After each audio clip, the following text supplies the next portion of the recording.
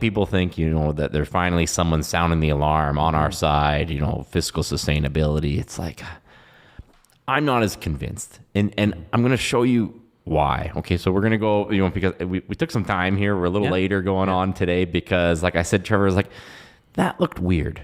That looked weird, right? And we seen the clips, but we went deeper here, right? Yeah, I mean, especially when you think of like the last 10 years of Trudeau that we had, nobody ever said anything bad about Trudeau whatsoever, or anything bad about the government, or anybody who tried, revealing what was going on behind the curtain never occurred. But all of a sudden we have this guy coming out and, raising the alarm bell saying, oh, this is completely unsustainable. Yeah. You guys will see the clips here in just a minute, but let's check it out. Here's a clip. So here's clip number 1 I'm going to give you here. So sorry, I'll hazard a response. It should be very alarming, right? These are, I don't know, I think I use the words in French, and which the translators probably got really well, like stupefying, shocking, right? This is not, like, it's not a funny fiscal outlook. It's a really serious fiscal outlook. And we don't lightly use the word unsustainable, right? Like, unsustainable means you don't have the option of saying, maybe I'll wait a couple of years, I'll see how things go. It means if you don't change, this is done, right? So it's very serious. And I think, as anyone who's managed a household budget knows, if you sit down at the end of the month and you don't have enough money to pay your bills, and it happens month after month after month, you know that something's going to break. Kind of. So, shocking, stupefying, very serious, right? He's kind of disheveled looking. Like he just came from working for 100 hours straight. He's got the glasses on, right? I just want to, I think context is important here, right? So, but we go on. There's more clips in it too, because they try to, dissuade it as if, the argument is always, well, it's only relative to the other G7 countries, right? Right. Yeah. It's only relative to the other G7 countries, and we're doing okay compared to the other G7 countries. And his answer was somewhat comical to that, but let's see that here. So we pivot back to fiscal matters. So looking at our current position, we can't look at it in a vacuum. It has to be viewed, I would say, on a comparative basis. So Canada still maintains its AAA credit rating, and its current debt to GDP ratio is, I think, 2.2%. How does that compare to some of our G7 colleagues?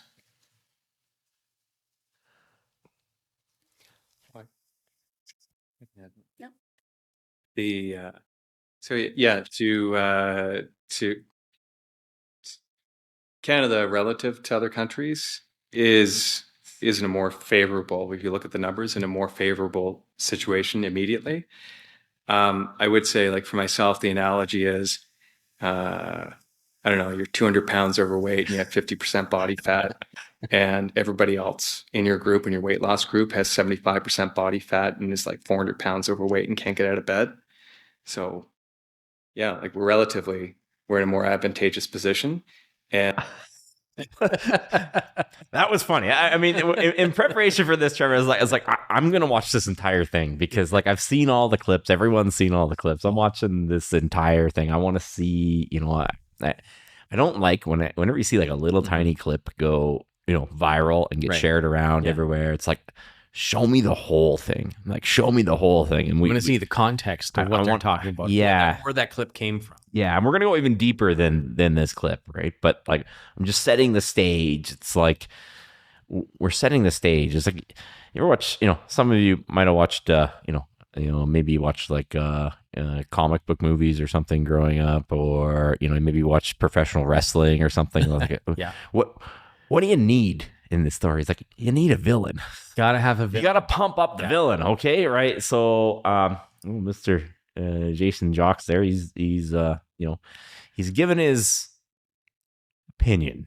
Let's call it. He's given his opinion. Look at the disheveled. Look at the facial reaction. Look at his there. eye. Yeah, it's all crooked and everything, and like, okay, interesting. That's what we got here. Then now, and maybe the one other thing here is like, is that all? And this one probably didn't get enough attention. This was the part that didn't get enough attention. Was there was a very good question asked, is like, is that it? Did you consider everything? Right? Let's watch this one here. So,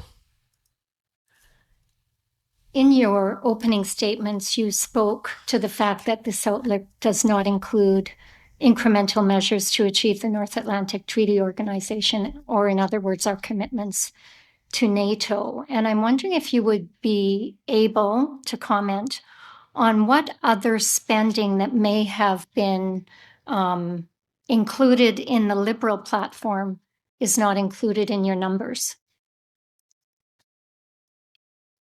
Thank you for your question. The last time that I've looked, there's about 20 billion or so in spending that has not yet been included in our outlook from the Liberal platforms, if it does come to pass.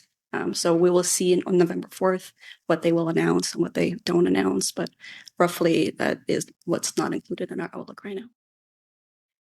good. Okay. So that was like to me, that was a big moment here. We're talking about a $60 billion deficit that's expanding here. And not the head person, but the associate or the assistant goes on. It's like, oh, by the way, there's another 20 billion that's been announced, but wasn't really considered in our report. And this goes around for this is an hour and a half. This thing, nobody presses her to ask like 20 billion a year or over the course of this thing, or like nobody bothers to follow up on that, which I thought was one of the most specific, significant statements in the entire thing. Right? Yeah, it just floats this extra 20 billion. I mean, that's been the number though. We've been floating an extra 20 billion around just for a while, right? Last time it was the contingent indigenous liabilities that just got put in there at the 11th hour for an extra 20 billion, right? And that's what got us to 60 last time around, right? From 40. So, interesting, right? Interesting that there could be another 20 billion, right? What's 20 billion between friends, right?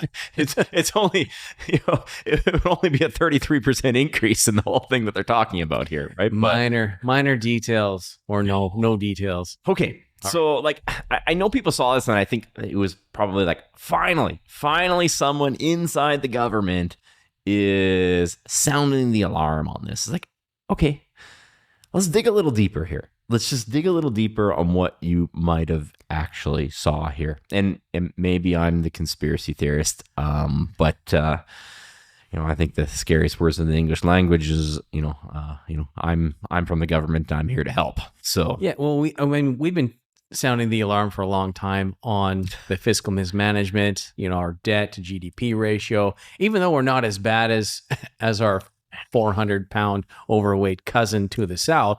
We're still not in good shape here, folks. Just because it's we're pre-diabetic and not like full-on diabetic, morbidly obese, need to be cut out of the house. Yeah, it's still not good. Yeah. So I mean, okay, who is Jason Jocks? Who is Jason Jocks? He's the interim parliamentary budget officer. He's the interim. Where else did he work? So he's a CPA, CFA. Okay. He worked for the Privy Council Office. He worked for Finance Canada. He worked for the Treasury Board. And he worked for the Bank of Canada. Interesting. Where has he not worked, Trevor? In that list of resume there, where are the places that he's never worked? He's never worked in private industry. Interesting. There you go. He also worked at the Bank of Canada. Who else worked at the Bank of Canada? Name escapes me. Mark's Carnage worked for the Bank of Canada. He was the head guy at the Bank of Canada and the Bank of England. Okay. All right. Okay. Now, I'm sure he has no influence whatsoever on Jean-Jacques. That was Jason Jacques version 1.0. The glasses, the disheveled, the quintessential, nerd number cruncher sounding the alarm for the good of the Canadian public, right? Thank you, Jason. Fast forward a few days later, and all of a sudden, Peter Parker disappears, and a new Jason Jacques emerges. Interesting. Here's another clip of Jason Jacques, all CTV news ready to roll. Structured. During periods of downturn in the overall economy, deficits increase because spending increases. We have a social safety net. It's in place so that when people across the country face hard times, collectively, as Canadians, we've agreed that the federal government is going to step in and help people out, both in the short term to make sure that they're not going to lose their homes, but also over the longer term to make sure that they can receive retraining so they can move into their next job.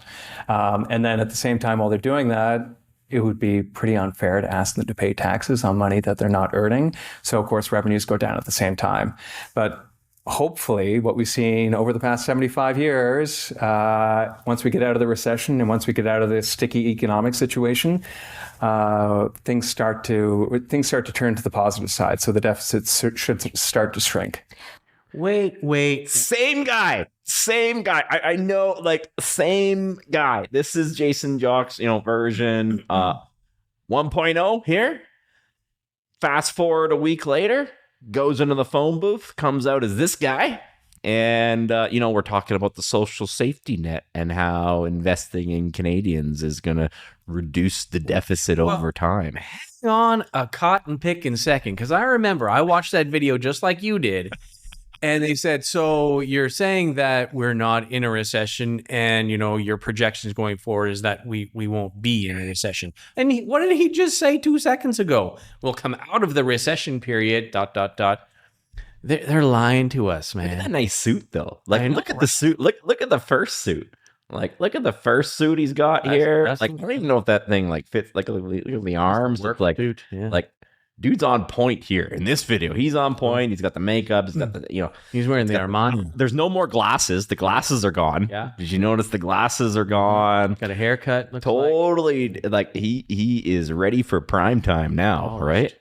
Interesting. Like, yeah, that does not sound like the guy, like fiscal cliff, unsustainable. It's like we got the social safety net and we can. Well, in just that short clip you shared there, it's talking about people losing their jobs, having to get retraining, moving across the country, having social supports, not having to pay taxes. Like, holy crap, that's a mouthful that he said in one little brief episode here on the CTV. Like, what the crap are they planning? This is awful. Let's go to the report. All right. Let's go to the actual report that they issued. Okay. Go to the actual report that they issued. Okay. And here should be the first problem with the report. Okay. First problem here.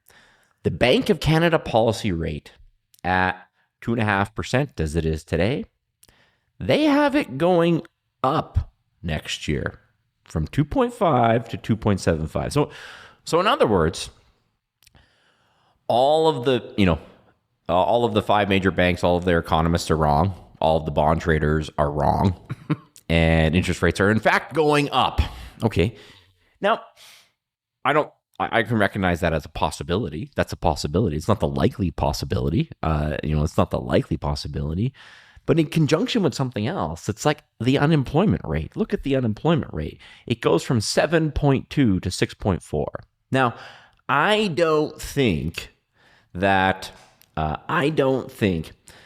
policy rate going up is the likely scenario. Policy rate going down is the likely scenario. Okay, that's pretty much all what's what the bond traders are recognizing, who have no political obligation. They're just in it for their self-interest, and that's what the five big banks, they're all projecting the same thing too. But tell me, in what world does monetary policy get tighter, interest rates go up, and unemployment comes down? It's like, where is that going to happen? So even if you do think that the Bank of Canada policy rate is going to go up, how does that alleviate the unemployment issue coming down in a short period, sharply too, by 0.8%? That's a lot. That's a lot. I mean, because like we've been watching and monitoring the unemployment rate for the last 12 months, and it's been dramatically increasing every single month. But all of a sudden we're going to have that tighter difference. monetary policy, Right. and unemployment's going to get and employment's going to strengthen. Maybe they meant it be 7.4, not 6.4. Maybe it's a typo. You know, I was like, well, the question was like, maybe you should not, it is a government employee. Maybe they just copied and pasted last time's report in there, just pasted it over, and nobody checked it. Like, Yeah. I suppose that is possible, but like, okay, what's the what is the conspiracy here? It's like, what could you be seeing here? It's like, could you be seeing a government employee who's sounding the alarm? A disheveled, nerdy government employee sounding the alarm? Or is it somewhat suspicious that that disheveled, nerdy employee comes out on CTV a week later, a few days later, much more polished, much more, much less let's cut and be fiscally responsible, much more let's provide a social safety net. Okay.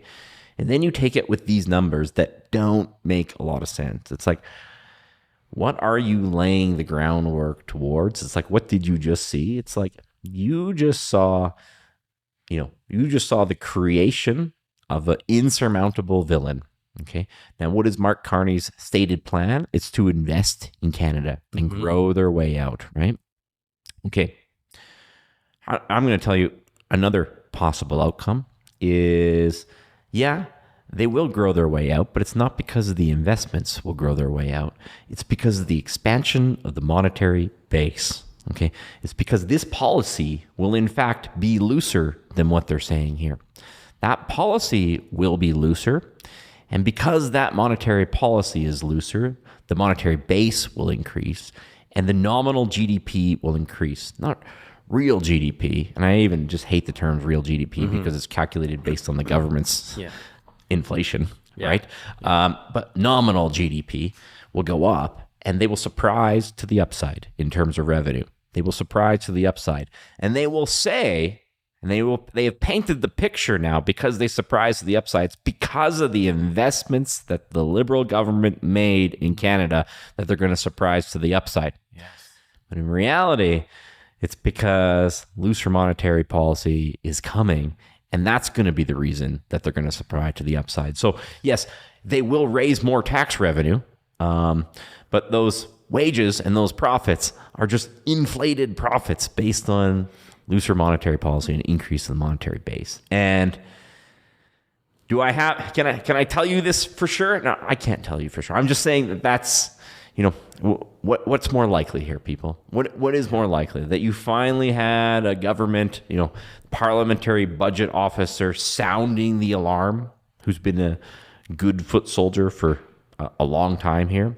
Or have they painted the picture of, it's like, I feel like this is just like a back catcher, and they just threw a fat one to Mark Carney from a PR point of view, not from an actual economic point of view, but just from a PR point of view. It's like, this is the big, scary situation that we're facing here. And I think some people, they're just like, they think that people with an alternative view to them are stupid. That's just like the natural. It's like, sometimes people are devious and smart at the same time. Yes. Yeah. And sometimes in order to have a victory, you have to create a villain. Okay. The villain is this difficult fiscal situation. Right? Yes. And Mark Carney is going to come out smelling like a rose into another election cycle where he will again, we will elect, hopefully, that they're hoping this time we'll get a majority Liberal government. But really, folks, the picture that you're painting, the picture that you're seeing here is things are not getting better. It's all smoke and mirrors. It's a fugazi. It's not real GDP. It's not true growth. Yeah. It's fake. It's fugazi. I think you got some more to show. It's nominal. We've been trying to paint people, through this here. It's like, this was the point where I started sounding the alarm. Like in 2022, I started sounding the alarm, and the people who've attended our boot camps know it's like, I didn't own any gold or Bitcoin prior to 2022. It's like, Bitcoin was a risky proposition. Okay. Gold was a underperforming asset. Okay.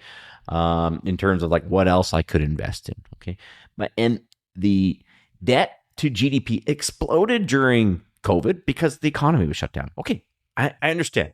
I understand. I don't agree that they shut it down, but I understand. Okay. But what should have happened is it should have normalized. And governments around the world all chose to not normalize it, right? And this was the picture we were sold, was this, that it was going to come down over time. This was the original projections. And now they're saying it's like, here's what it is, right? And it's like right here. It's like we had a structural difference on what our debt levels and what our deficit levels were around the world. And people needed a hedge. And no one was recognizing this. It's like, this wasn't, I wasn't the guy in the, in the early 2000s, in my basement with my guns and gold, thinking it's all going to zero. It's like, we adopted this path, and we adopted,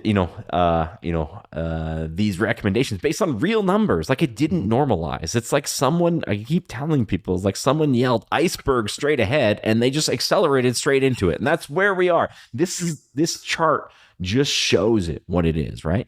And now the parliamentary budget officer is saying that we have this insurmountable situation.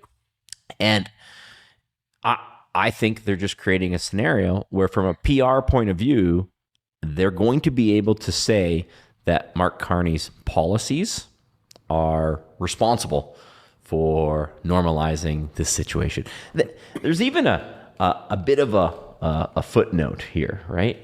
It's like key upside risk, stronger domestic demand. They're going to call it stronger domestic demand. But if interest rates are reduced further, if they're reduced further, everyone says they're going to be, or population growth is higher than what? Zero? They're projecting zero. Does anyone actually believe it's going to be zero? Then projected household consumption and residential investment, housing prices, could be stronger than expected, resulting in lower than projected budgetary deficits and federal debt. Okay. So, I mean, they've said it here. It's like, if monetary policy is looser, you could surprise to the upside, right? But that's not going to be the reason why. If there's a surprise to the upside, it's because of the glorious investments we made in, social safety nets and pet projects, right? That's going to be the reason. Couldn't possibly be the fact that we're just going to print a whole bunch of fake money and make the numbers look better. Since when does social programs, aka welfare under a different name, lift up a country out of debt, poverty, recession, and despair? Answer me that question. This is crazy. Yeah. But what's the answer? Like, for the people who are awake to the scenario that's going on, what are we to do? You should be aware. We walked through this in another episode where we actually talked about like actual debt levels, and we normalize it because they're actually monitored and reported differently around the world. And if you actually want to compare them, you can't just take the government numbers. You have to figure out how they're actually calculating it. Okay. So, we've done this example for the US versus Canada before. These numbers are maybe done a quarter ago, so they might be slightly different now, right? But you have this like net federal debt. You've ever heard that net federal debt? It means that they're basically working under the assumption that they're going to confiscate the CPP. Like that, when you drill through it, like I won't waste anyone's time. And it's like, if we use the entire CPP fund and drained it to pay off our debt, that's what it could be theoretically, right? And then you start to get how different governments around the world will have different debt levels between the federal government versus provinces and states versus municipalities, right? And ultimately, the U.S. federal government has a higher level of debt federally, but their states, municipalities, particularly their states, have a lower levels of debt on a per capita basis when you're looking at it, right? But, is the U.S. government going to let California go bankrupt? Is the Canadian government going to, is the Canadian government going to let Newfoundland go bankrupt? Like, that's not going to happen, people. Like, it's not going to happen. I think constitutionally people will argue that it theoretically could happen in the US, and it's far less likely legally to happen in Canada. But I think in reality, it wouldn't happen in either jurisdiction. So I think it's very important to understand debt at both a federal, versus a provincial and state and a municipal. You need to aggregate that and understand what you're talking about, right?